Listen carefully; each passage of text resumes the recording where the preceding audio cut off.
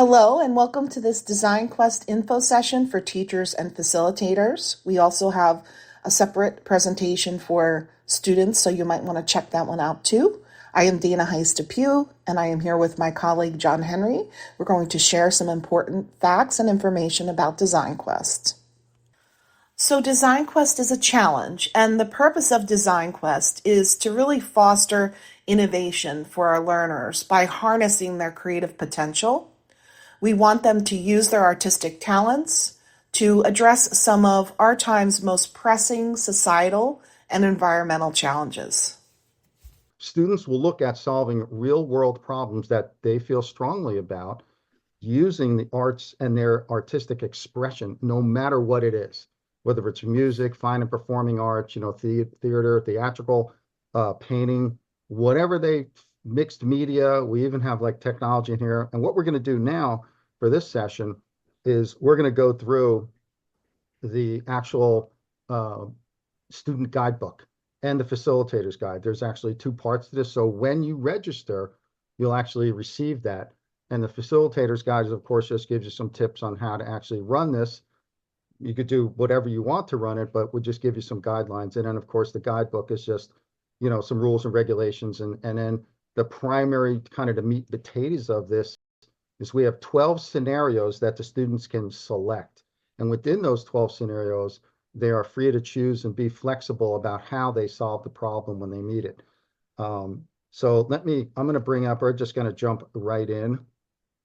Oh, by the way, Dana and I have background. Dana was an assistant superintendent in schools, and I was a teacher for 14 years. And then I worked 29 years in education. And my last 10 years was at New Jersey School Boards Association, where I created some design challenges for the state. So we're pretty familiar with design challenges, and we think they're super cool because they really do engage students.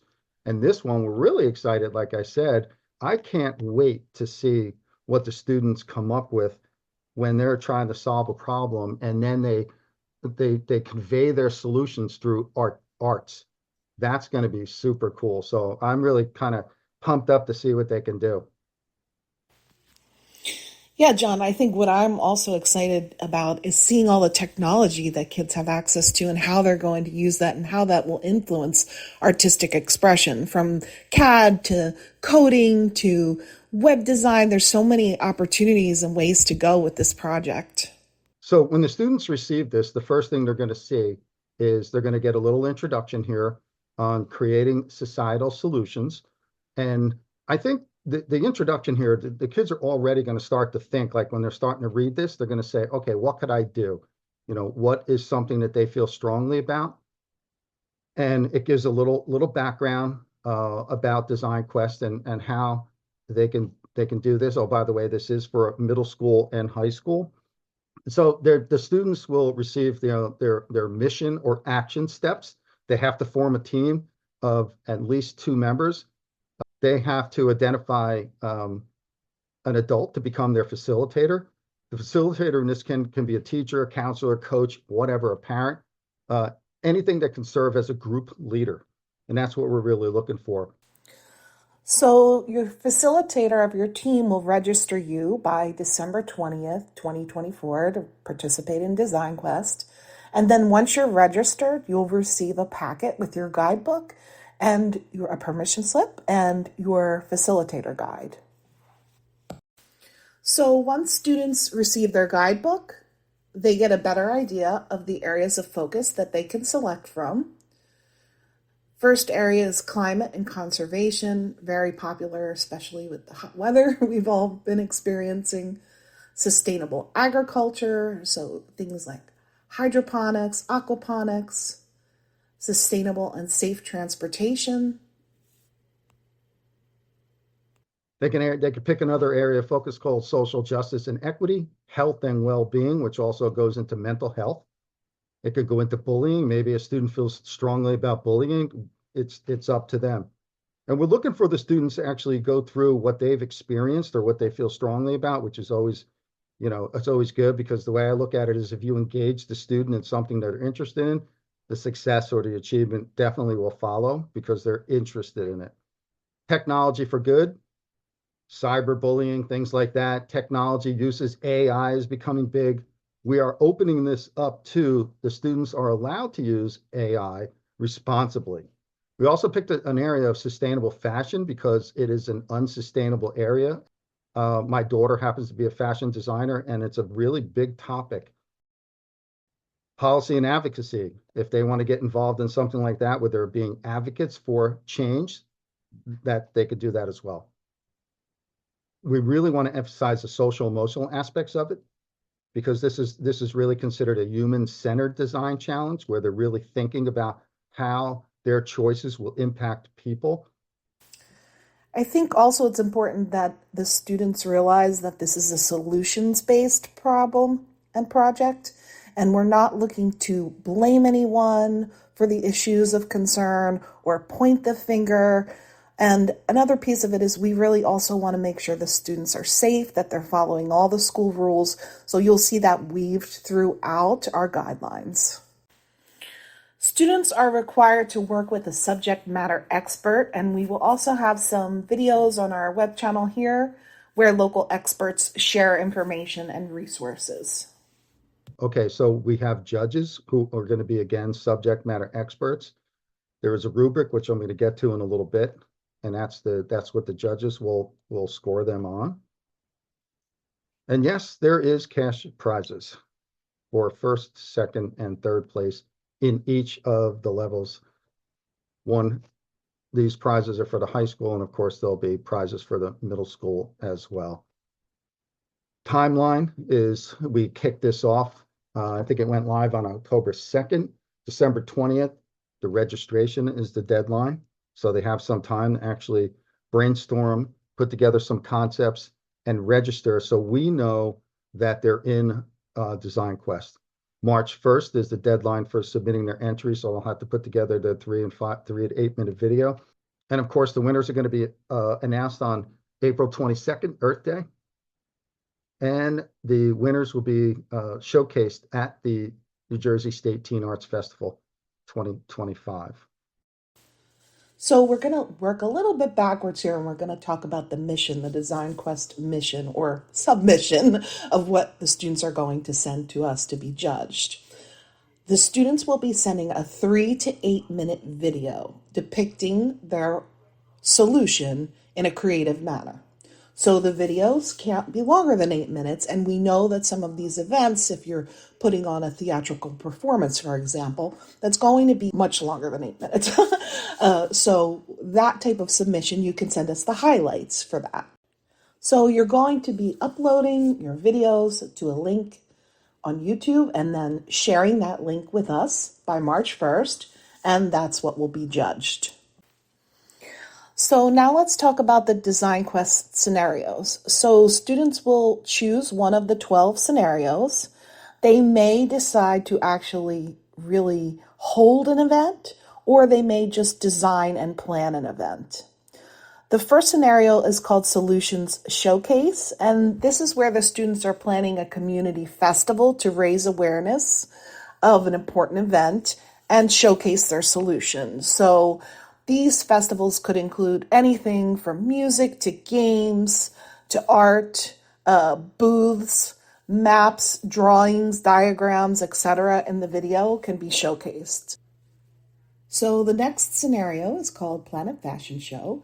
And in this scenario, you are working for a designer, you're an intern, and you are asked to help to create a line that will inspire social change and offer some solutions to help the planet. So your video submission might include just you talking and showing about your designs and your drawings, or you might really actually choose to put on a fashion show and really produce it, have music, have videos in the background, music technology. Any of that would make a great video to submit.